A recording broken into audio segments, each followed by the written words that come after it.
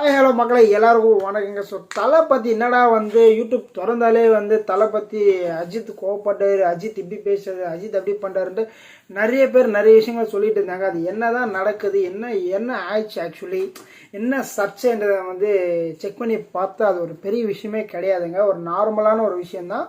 So இதை நிறைய பேர் வேறு மாதிரி சொல்லியிருக்காங்க. சில பேர் உண்மையும் சொல்லியிருக்காங்க, சில பேர் வேறு மாதிரி சொல்லியிருக்காங்க. அது என்ன சொல்லியிருக்காங்க என்னன்ற நம்ம டீட்டெயிலாக பார்க்க போகிற மக்கள். அது கூட இப்போ சேனல் புதுசாக இருந்தால் லைக் பண்ணுங்கள், சப்ஸ்கிரைப் பண்ணுங்கள். நீங்கள் போகிற ஒரு லைக் மேலே வீடியோ பல பேரை சேருது, அதனால் ஒரு சின்ன உதவி பண்ணுங்கள். ஸோ என்ன ஆயிடுச்சுன்னு பார்த்தீங்கன்னா, துபாயில் கார் ரேஸ் போயிட்டுருக்கு.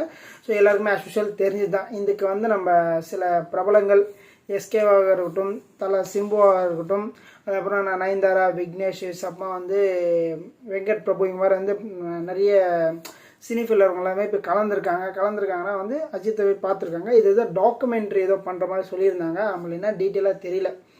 ஓகேங்களா, டாக்குமெண்ட்ரி டாபிக் மாதிரி கொண்டு போயிருக்காங்களா. அதனால் வெறும் கார் ரேஸ் மட்டுமே காட்டினா சுவாரஸ்யமாக இருக்காதுன்னு சொல்லிட்டு சில எஸ்கே இந்த மாதிரி சில பிரபலங்கள்லாம் கூப்பிட்டு அது ஏதோ ஒர்க் அவுட் பண்ணிகிட்டு இருக்காங்க. அது இன்னும் கம்ப்ளீட் ஆகலை. ஸோ அதுக்கு முன்னாடி என்ன நடந்துச்சுன்னா நம்ம அஜித் எல்லார்கிட்டையும் மன்னிப்பு. Please behave yourself. Please behave yourself. Theater கிடையாதுங்க, ப்ளீஸ். கேட்குற மாதிரி நான் ஃபர்ஸ்ட் டைம் பார்க்குறேங்க. ரசிகர்கிட்ட நம்ம தல அஜித் எப்பவும் மன்னிப்பு கேட்டதே கிடையாது. கேட்குற அளவுக்கு நம்ம ரசிகர்களும் அந்த அளவுக்கு பண்ண மாட்டாங்க.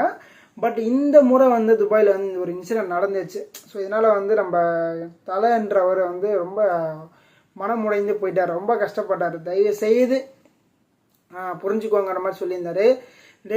எப்படி சொன்னார்னா, மனசு அவர் ரொம்ப கஷ்டப்படுத்திருச்சு, நம்ம மானமே போகுது அந்த மாதிரிலாம் சொல்லியிருந்தார். ஏன்னா சொன்ன ஒரு கார் ரேஸ் நடக்கிற இடத்துல, ஓகேங்களா, கார் ரேஸ் நடக்கிற இடத்துல சரியான கூட்டம், உங்களுக்கே தெரியும்.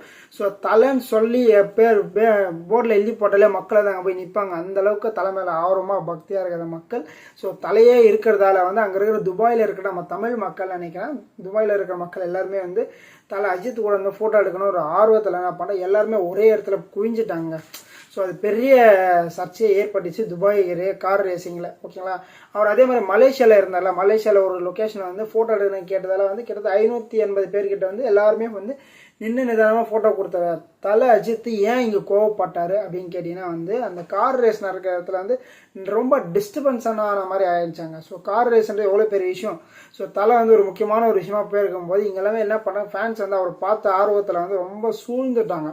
சூழ்ந்ததால் அந்த இடமே ரொம்ப பரபரப்பாயிடுச்சு. பரபரப்பானதால் அங்கே இருக்கிற இவங்க கார் ரேஸ் நடத்துகிறாங்களா அவங்க எல்லாருமே நம்ம தலை மேலே உங்களால் தான் இவ்வளோ க்ரௌடு வந்திருக்குன்னு சொல்கிற மாதிரி சில பல விஷயங்கள் சொல்லியிருக்காங்கல்ல. அதனால் அவரால் அதை டைஜஸ்ட் பண்ண முடியல. ஏன்னா அவர் அவ்வளோ நீட்டாக பொலைட்டாக இருக்கிற மனுஷன். ஸோ அவர் ஒருத்தங்க ஒரு சின்ன விஷயம் சொன்னதால் அவரால் இது பண்ண முடியல. அதனால் ரொம்ப கொந்தளிச்சிட்டாரு. ஏன் இப்படி பண்ணுறீங்க அந்த மாதிரி ரொம்ப இதாகிட்டு இருக்காரு. என்ன பண்ணிட்டாங்கன்னாங்கிற காருங்களை பல கோடி மதிப்புள்ள காருங்களாம். ஸோ நார்மல் கார் கிடையாமல் கார் ரேஸ்க்கான ரெடி பண்ணுற கார் பல கோடிகள் இருக்கமா. அந்த கார் மேலே நிறைய பேர் பக்கத்தில் இன்னும் ஃபோட்டோஸ் எடுக்கிறது, கை வைக்கிறது, இந்த மாதிரி சில விஷயங்கள்லாம் பண்ணியிருக்காங்களாம். ஸோ இது என்னன்னு கேட்டிங்கன்னா பல கோடி இருக்க மதிப்புள்ள கார் மேலெல்லாம் ஸ்க்ராச்சஸ் எல்லாம் வந்துச்சுன்னா சும்மா நம்மளால் பேர் பண்ண முடியாது. அது பெரிய அமௌண்ட்டெல்லாம் அவங்க சொல்லியிருந்தாங்க. ஆனால் பல கோடி போது ஸ்க்ராச்சஸ் விடாமல் அவங்க பக்காவாக சேஃபாக வச்சுருப்பாங்க.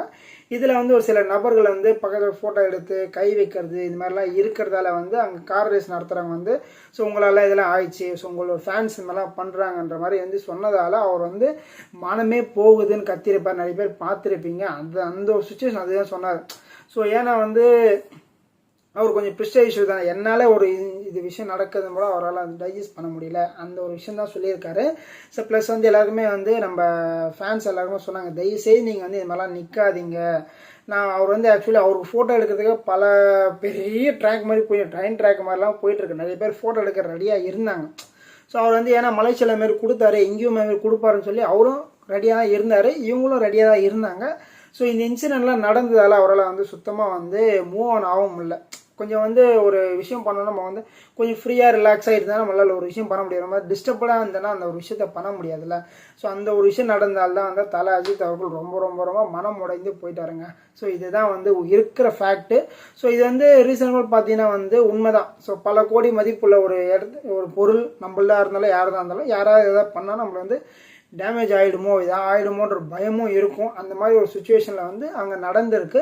ஸோ இதுதான் வந்து அவர் எக்ஸ்பிளைன் பண்ணிட்டு இருந்தார். பட் இதை வந்து சில பேர் வந்து அவர் வந்து ரொம்ப ஹெட்வெயிட் ஆகிட்டாரு, அவர் வேறு மாதிரி ஆகிட்டாரு, இந்த மாதிரி ஆகிட்டாரெலாம் சொல்கிறீங்க. ஸோ அது வந்து எந்த அளவுக்கு நீங்கள் எடுத்துக்கிறீங்க எனக்கு தெரியலங்க. இப்போ நீங்களே வந்து ஒரு ₹1 கோடி காரை வாங்கி வச்சுருங்க. ஸோ சின்ன குழந்தைங்களோ எக்ஸாம்பிள் யாரோ வராங்க, அது மேலே சாயிறாங்க, அது மேலே வந்து விழுறாங்க அப்படின்னும் போது ₹1 கோடி கொடுத்து வாங்க வந்து போப்போம் தான் சொல்லுவீங்க. ஸோ அவர் வந்து ஆக்சுவலி வந்து அவர் சொன்ன விஷயம் வந்து ரிக்வஸ்ட் தான் சொல்லிக்கிற தவிர யார் மேலே ஹர்ட் ஆகலை. ஸோ நம்மளுக்கு மானம் போகிறதா ஃபீல் பண்ணிக்கிற தவிர வந்து உங்களை திட்டுறதோ யாரையுமே ஒருத்தர் திட்டுறதே கிடையாது. இந்த ஒரு விஷயம் தான் நடந்திருக்கு. ஸோ இதை வந்து பல யூடியூப்பில் வந்து வேறு மாதிரிலாம் ப்ரொஜெக்ட் பண்ணியிருக்காங்க. ஸோ அது வந்து எனக்கு கொஞ்சம் மனசு கஷ்டமாக இருந்துச்சு. நான் கூட பயந்துட்டேன், தலை என்னடா திடீர்னு ஃபேன்ஸ் மேலே கோவப்பட்டவரோ வேறு மாதிரி ஏதோ ஆயிடுச்சோன்னு ரொம்ப பெருசாலாம் நான் திங்க் பண்ணேன். பார்த்தா அந்த மாதிரி எதுவுமே நடக்கலை. ஸோ இது வந்து எனக்கு கேட்டீங்கன்னா ஒரு நார்மலான ஒரு விஷயந்தான்.